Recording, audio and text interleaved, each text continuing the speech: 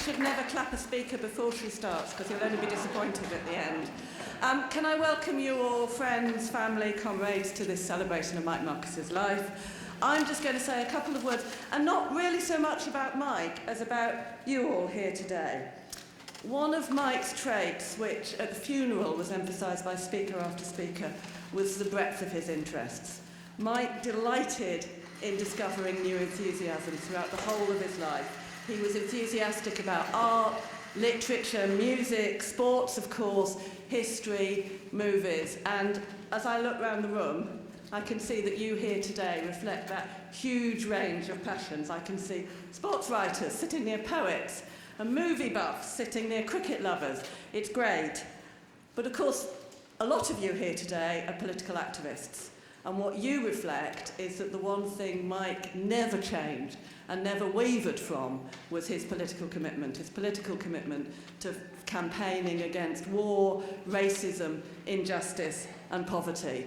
And so as I look around the room, then I can see facets of Mike in all of your faces, and your presence today is a real tribute to him. Mike was also an internationalist, and he was fascinated by political struggles outside of his own countries, first the States and then Britain. And I'd like to say that he had a sort of instinctive understanding of political struggle elsewhere in the world, that he could get off the plane and sort of sniff the air and understand it. But that wasn't true. What it was all about was research. And whenever we travelled somewhere, India, Pakistan, South Africa, Swaziland, Palestine, obviously, Mike would prepare. He would read newspapers and journals and read a bit of the history. And when he got there, he would seek out political activists. He would attend political meetings. He would stock up on political publications. He'd work very hard at grounding himself in the issues. And he had an ear for a just, grassroots, organic political struggle. He would listen, he would absorb, he would come home to write about those struggles, which was his way of providing practical solidarity. And there are people here today, both physically in this room and participating electronically, who have come from all over the world, and that the breadth of the countries represented, again, they reflect Mike's internationalism and is a real tribute to him. The last point I'd like to make, and I have to make this point because Mike would be horrified if I didn't say this. In the last few years, Mike's political energy was mainly spent on campaigning as part of the various campaigns to save the NHS. And of course, that was the subject of his last book, The Price of Experience, and he wrote numerous articles for The Guardian and the Left Press. He didn't just write articles, even though he was ill. He would attend picket lines and demonstrations. And one Saturday morning a few years ago, then we joined UK Uncut in order to sit down and have a protest blockading Westminster Bridge in support of the NHS. And Mike was frail, he had his stick with us. I vaguely thought we would turn up and we'd stand encouragingly on the sidelines while other people sat down and blockaded Westminster Bridge. But no, there was Mike, rather carefully and gingerly lowering himself to the ground. Once on the ground, he carried on having a fascinating conversation about India.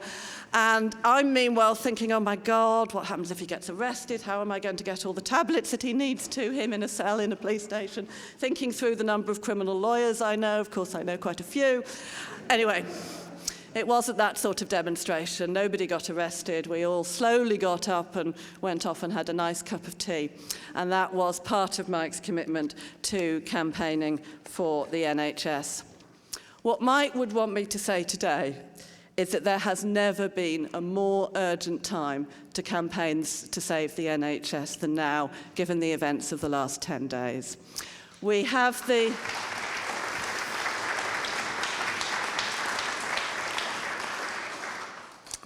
Keep Our NHS public banner here today, and I'm delighted that they're able to come along. Do look at their website, look at the websites of other Save the NHS campaigns, download materials, get involved, do what you can to support their campaigns so that we can ensure that future generations have the same quality of excellent treatment that Mike had from the NHS. That's it for me. I would like you to welcome our two Compares, chairs, what exactly is the function for a sort of memorial celebration? And they are Mark Steele and Jeremy Corbyn. Normally, for a crowd like this, I would say these are two people who need no introduction. But Mark will forgive me if I do just say that Jeremy Corbyn and his comrade John McDonnell were both re-elected 10 days ago with increased majorities.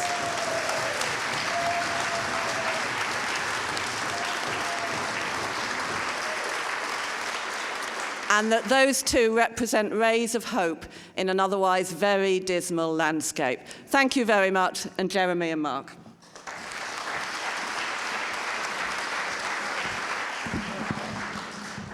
Thanks very much. Now, Mike was, as radical as he was, Mike, of course, was also, strangely, as anybody knew who knew him through cricket and his love of cricket, he was also a lover of tradition. And so I think that it would be sort of both modern and traditional to begin, really, or follow Liz, with a celebration of Mike by giving not a minute's silence or anything as mawkish as that, but as long as we can, a huge cheer for all the brilliant moments that Mike has given us over the last 60 years of his life. Please give him a really huge cheer for his life.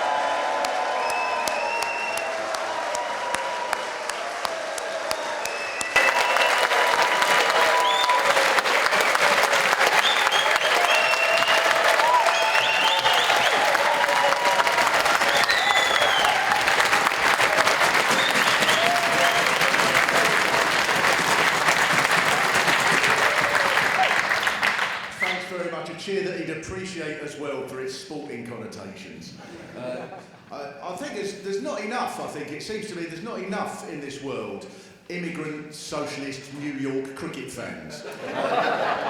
There must be many people who know him for all his political activism who must be quite puzzled at why it was that Mike was such a devotee of cricket, and having spent many days watching cricket with him, I think I have a rational explanation, which is that cricket is the one sport that meant that Mike could sit next to you talking at you for 6 hours.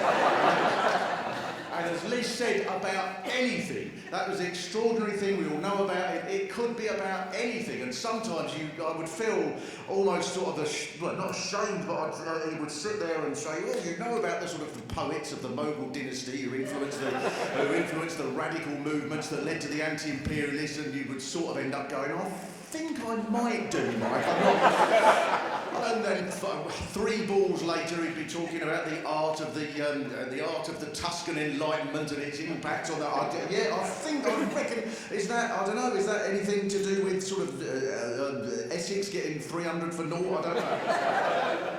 And he knew about just about anything, but he didn't know about just about anything in order to make you feel small, in order to make you feel ashamed, in order to show off his own ego or his own knowledge. He did so because he wanted to impart this knowledge as much as he could and to have an impact. And that is why, maybe it was a smart move of him to be spared the events of a week and a half ago, but it seems to me, and you never really say what would someone have said if they were about now, but it occurs to me that something that would have dismayed Mike even more than the result of the election last week would have been the response from some people in the Labour Party to that result. That would have made him even more furious. The idea that Labour lost because it didn't speak to people, as one of the leaders, as one of the Labour front bench said, because we didn't speak to people who want to shop at John Lewis. That it occurs to me, is a flawed analysis of what happened. Given that the place where Labour lost most of its votes was in working class areas of Scotland, I suggest that Tristram Hunt and Peter Mandelson try that out. I think they should maybe knock on the estates of Govan and say, we're from the Labour Party and we think that we should speak more for the people who want to shop at John Lewis, people who have aspirations. And Mr Mandelson here, of course, famously once said that we should be intensely relaxed about people who are very rich, and see what the response would be. I think if the response was as I expected it would be, "Do you want me to bottle your son?" I would imagine they'd then say, "Oh, it looks as if they're inviting us in for a bottle of wine. Well, let's hope it's better than the cheap muck we always got at the millibands." This, I think, would be more infuriating for Mike. And that is why I think we're here today to celebrate what he was about, because I think he would have a great many of the answers of how we respond to the situation that's been thrown up. And so one of the people who, without whatever the answer is, one of the people who is clearly part of that solution is Jeremy Corbyn.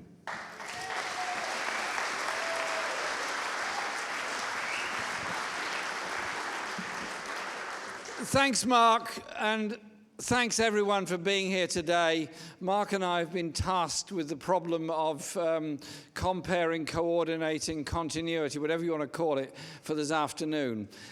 There could be no more appropriate place to remember, enjoy, and be inspired by the life of Mike Marqusee than here in Conway Hall. This place that has seen protest in support of the Spanish Republic, against the Vietnam War, against racism. Many, many liberation struggles have been born in this hall. Many people have met and developed lifelong friendships in this hall. It's a fantastic place and it's so appropriate. Indeed, I owe my very existence to this hall because apparently my mum and dad met sitting roughly at that table there when they were campaigning in support of the Spanish Republic in the 1930s. So thank you, Conway Hall.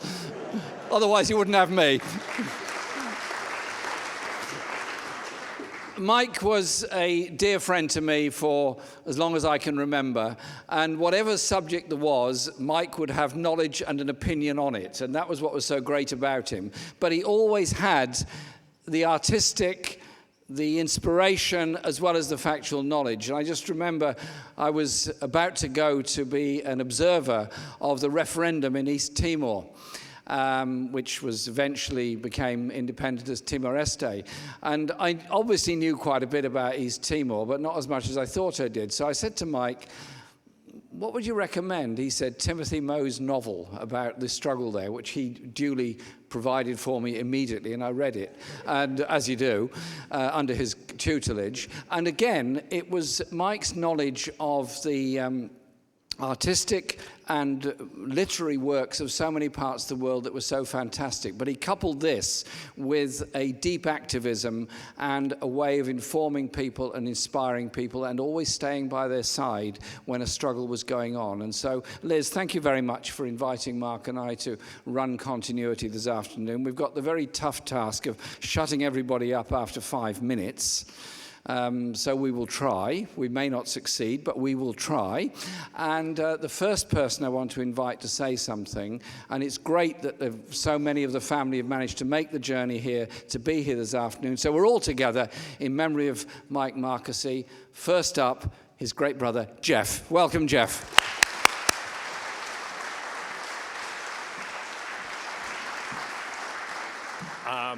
It is really a pleasure to see so many of his old friends. Many of you I know, some I don't, but Mike would have loved this. He would have been a little shocked by it, as he always was when he was recognized by people around the world. You know, he was my older brother in all its meanings. He was my closest companion for most of my life, my partner in crime and exploration. We were only a year apart, and we sort of did everything together. But I think in concert to what's already been said by the previous speakers, I want to celebrate him today.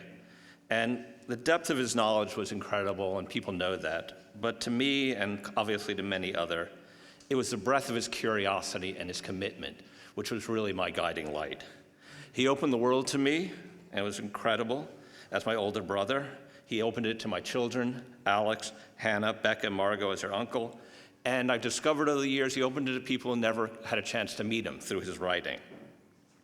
His intellectual explorations, his political activism, they weren't abstract, but about his unwavering dedication to fighting injustice and recognizing the values of all cultures and all peoples as individuals. He was unique even as a little kid. I mean, I look back to when we were, single digits, and there was something different about Mike even then, but in a good way. He seemed to know about the world in a weird, strange, excited way that no one else our age did. I mentioned this at his funeral, but I wanted to repeat it briefly here, that I was thinking about a time back in 1964. I was in 3rd grade, Mike was in 4th. Cassius Clay was to fight Sonny Liston that night. Why he cared, I have no idea as a fourth grader, but he deeply cared. And certainly our parents probably didn't even know who Cassius Clay was. Most of us didn't, but he cared and so did I, which was sort of a lesson I learned for 60 years, that if Mike had an interest in something, I should pay attention, because there was something worth having an interest in. We, of course, were supposed to be asleep at that point, because it was late at night, little kids. But Mike was a dedicated radio listener. He would have grown up in this generation, hooked to the internet from age 3, probably. And we sat there listening, excited, of course rooting for Clay. There was no doubt about that. And 40 years later, he writes a wonderful book about Muhammad Ali. And his continuous interest starts from the age of about 8. And that's really